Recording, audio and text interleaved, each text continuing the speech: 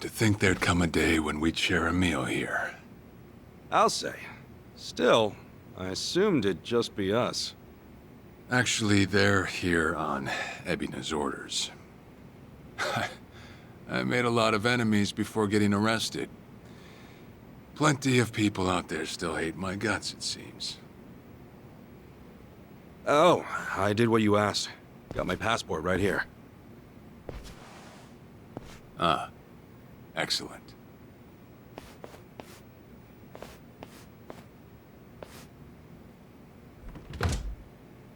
So, what's this favor you're asking? I'm sending you to Hawaii. There's someone there who wants to meet you. Hawaii? Who is it? Well, it's your mother. What? She's the one woman the boss truly loved. Akane-san. Huh? Wait, that's... Just so we're clear here, yes, you are indeed the boss and Akane-san's child. That fateful day 40 years ago, I saw everything with my own eyes. On that day, 2 babies at the coin lockers were sadly mistaken for one another.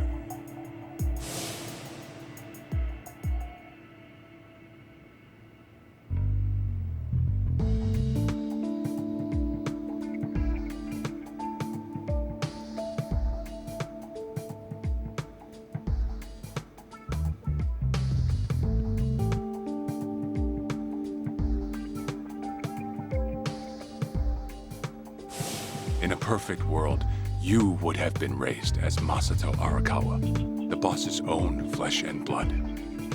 You were, of course, replaced with... the son I abandoned. If you hate me for it, you're welcome to say so. You have every right. You know, I've always had 2 fathers. Jiro Kasuga at the Shangri-La Soapland, and by oath, Masumi Arakawa. For what it's worth, that's all I needed. Maybe you're right. That said, what about your mother? Right, so, this Akane-san lady is... Yes. She's your mom. No, but... Akane-san... I heard she was killed! Heck, Arakawa-san told me himself! The Hikawa family hunted her down. You know, the guys Arakawa-san used to run with. Right, well, that may be what the boss believed. But... it's not entirely true. Prior to the boss's departure, the patriarch of the Hikawa family hoped to marry Arakawa-san to his daughter. That's how much he liked him. You might even say the patriarch wanted him as his heir. But as fate would have it, the boss was already together with Akane-san, so he had to fearfully turn down the offer. Right. That was it. And the patriarch's rage upon hearing the news was more than the boss could have ever imagined. In a sudden turn, he tried to kill both the boss and Akane-san, who at the time was pregnant with you.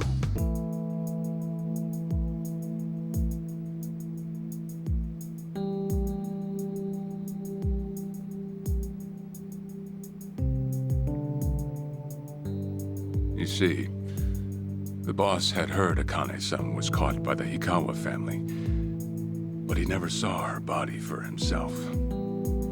He kept believing she was out there, and so he strung up one Hikawa member after another. But by then, it was too late, and the order to kill Akane-san had already been passed on to the contractors. Contractors? Professional hitmen. So now they were on the hunt too.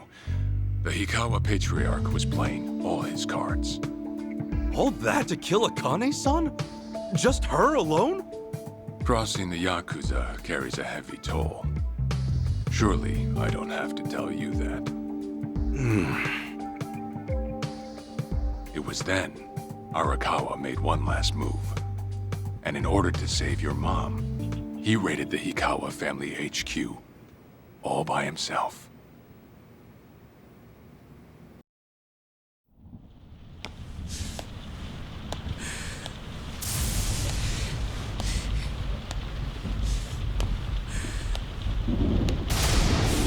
Arakawa!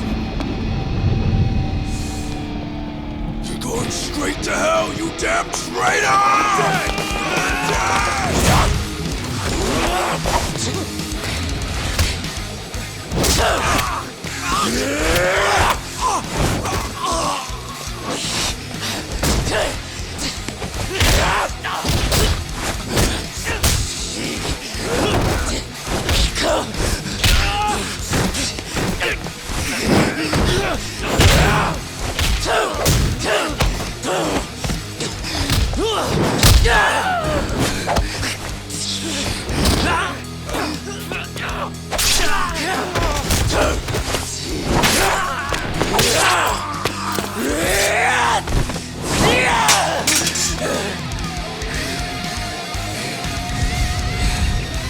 You either move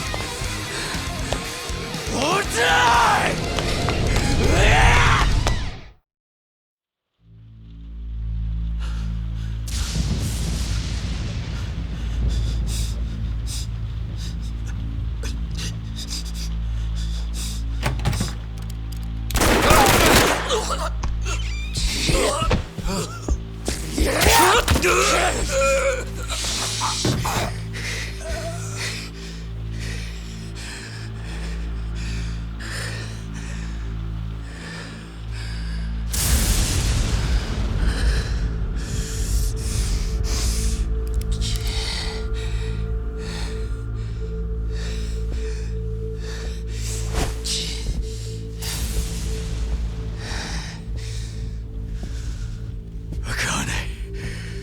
Where is she? Old man. Wherever she may be, she won't have much longer to live. The hounds are already on her trail, and once they sniff her out, it's feeding time, down to the very last bone. Whether I live or die makes no difference. My orders are absolute. Then make new orders. Tell whoever you hired, you're calling it off. The plan's already in motion. Give it up. As far as I'm concerned, you crossed the point of no return a long time ago. Did you forget? Where the fuck is Akane? No longer in the country. She's bound for the Philippines. Stowed away on some shady-looking cargo ship, it seems. Imagine a pretty little thing by her lonesome, with hardly a yen to her name. Surely she has to earn her keep somehow. I hear life at sea is quite demanding, but it's the men at sea who I'd be concerned about. Bet you they're lined up as we speak. Shit! You piece of shit! Tell your men to stand down, or they'll be dead just like you! Hikawa! That's the spirit, Arakawa. Oh, I've been wanting to see that face. To hear you scream like the little brat you are! Make the call! Do it already!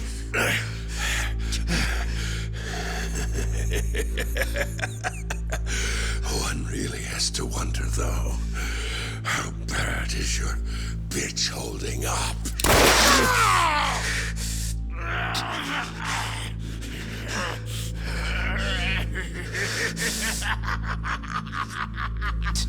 The boss continued torturing the Hikawa patriarch until he breathed his last.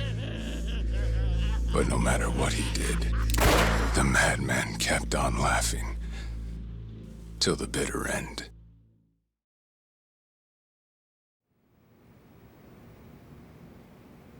And in the end, he never found out where Akane-san was. And now he had no chance of calling off her pursuers. But wait, he knew she was headed for the Philippines, right? There had to be something he could do. There was. He flew to the Philippines as soon as possible, and once he formed his own family, his subordinates joined the search. But nothing ever turned up, and the years just kept passing by. He came to believe that if Akane-san were alive, she would have contacted him. That day never came. So he and the rest of us assumed the worst, though no one ever said it out loud.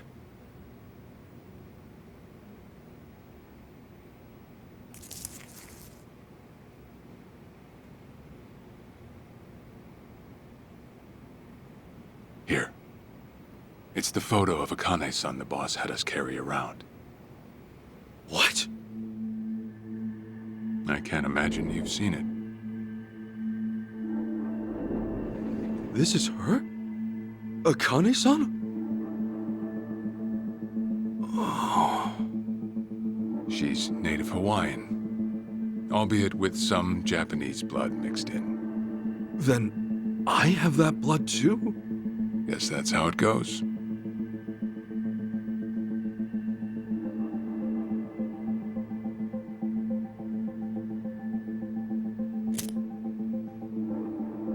Ten years had passed since Akane-san went missing. Then, one day the boss got an emergency call. It was from an officer of a Filipino group we had dealings with. He found a girl in Hawaii who looked just like her. Then that mean maybe she moved back home at some point. Yeah, we'd been looking at that angle too, as you might have guessed. But the boss never knew where exactly in Hawaii she was born. That might be why we still came up short. So you went there to take a look? To find Akane-san?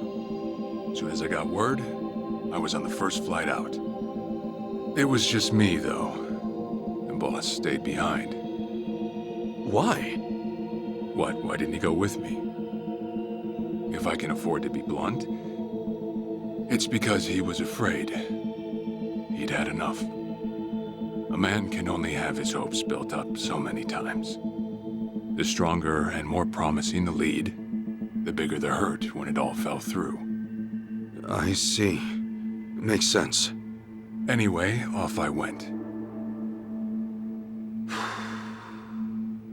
Eventually I found her. It was Akane-san, no doubt about it. And she was safe and sound? She was. About as safe as you can get. Granted, that presented a bit of a problem for me. Huh? Say all went well, and she returned to the boss. Akane-san would inevitably want to meet her child. And in that case, she'd quickly see that her son's been living with a handicap since the transfer at the coin locker. Now, she might at first say that just being able to reunite is enough. But eventually, she'd want to know about his condition. And she'd probably ask how that happened. Before long, she and the boss would be comparing their memories from that night. Then it'd hit.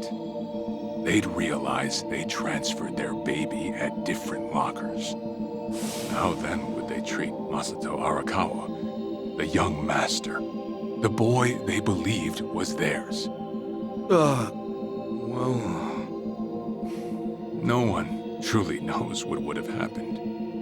But I did know this. As long as Akane-san kept out of Japan, everything here'd stay the same.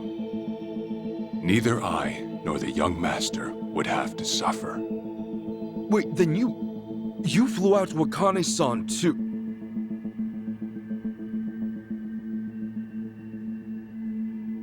Exactly. When I saw Akane-san, I was planning to kill her.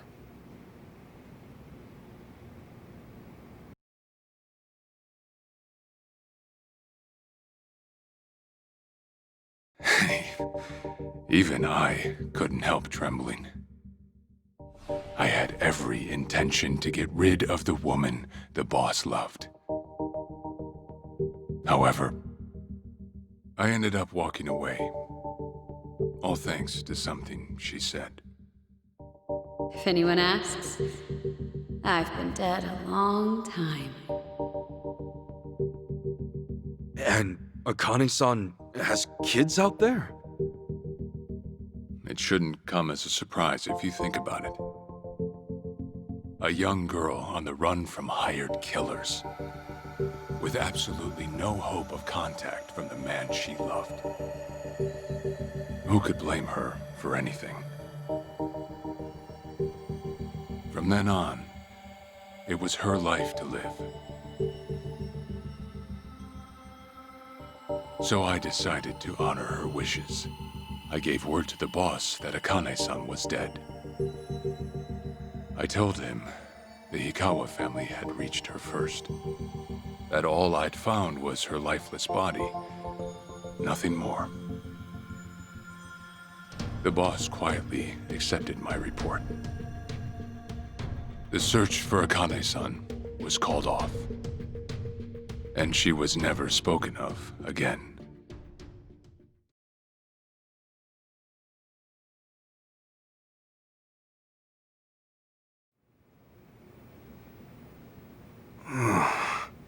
After that, I stayed in contact with her, though sparsely. I needed some control over her so that she wouldn't suddenly get homesick for Japan, you see. You're a certified asshole. Still, I get that this all started because of what Akane-san said. I'm not saying everything you did was wrong. Well, with the boss now dead and me out of prison, the situation has changed. I wrote a letter to Akane-san. I told her everything there was to know. How I betrayed the boss, and that Ichiban Kasuga, the boy who grew up in a soapland, was her child. Ironic, isn't it? Neither I nor Akane-san were finally free until long after the boss was gone.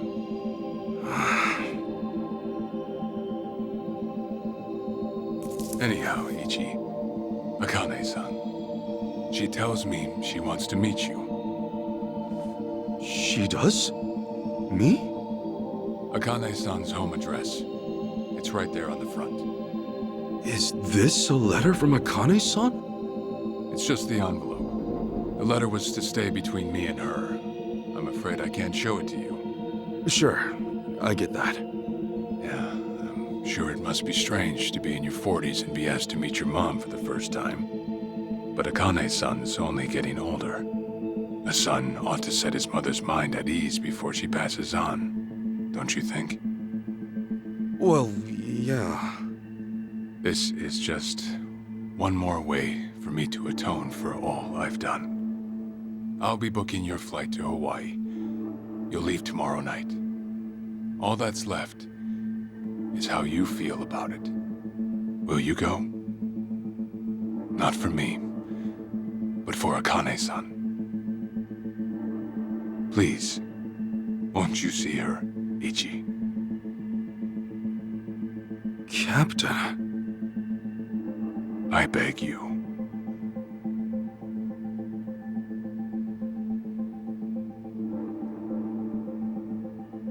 You know, I never thought I'd see the day you bowed your head to me.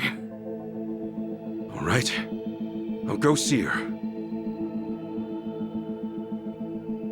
Well, I would have killed you if you'd said no.